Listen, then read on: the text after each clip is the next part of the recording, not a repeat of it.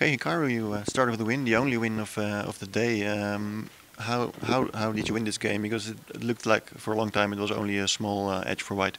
Yeah, I mean, I think that's what it was, actually. It was maybe a small advantage. Actually, I thought it was close to just even up until around like move 27, 28. But, we both started getting a little bit low of time, and without the increment, you tend to move a little bit quicker than you normally would as well. So, like, when you get down to, say, like 5, 6 minutes with the increment, I mean, it really doesn't matter. But without, you tend to move quicker. And I think around move 27, 28, Anish started to go wrong. And once I was able to open up the diagonals for the bishop, it was definitely an advantage. But still, Anish had enough to hold. But he was trying to be super precise around the end of the second time control, and he allowed me to exchange the bishop for the knight into this rook and pawn ending, which objectively should just be lost, I think. Yeah, of course it was kind of the favorite Bobby Fischer ending with rook and bishop versus rook and knight. Did this cross your mind during the game, or does this at all cross your mind during games like this? Actually, it did not cross my mind until I was able to take on b5. Once we exchanged all the central pawns, somewhere around here, I started to realize that it was that it was starting to get somewhat similar to some of Fischer's wins with bishop versus knight. But even so, you still have to focus on the game. So, like, for half a second, it crossed my mind, but didn't have any effect on the game. And then it's quite kind of ironic that this advantage of bishop over knight, it actually wins as soon as you can swap it off. Right. Yeah. Exactly. It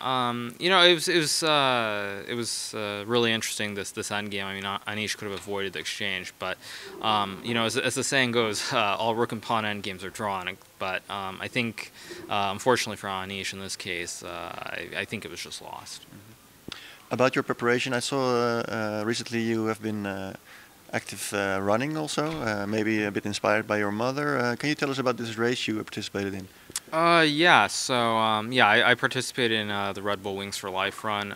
It's a run to benefit people with spinal cord injuries. So 100% of the injuries, I mean, the money that you pay to run in it goes to research on this, and so it's for a great cause, and also you get out and you're active. I think it's important to be active, and as far as running goes.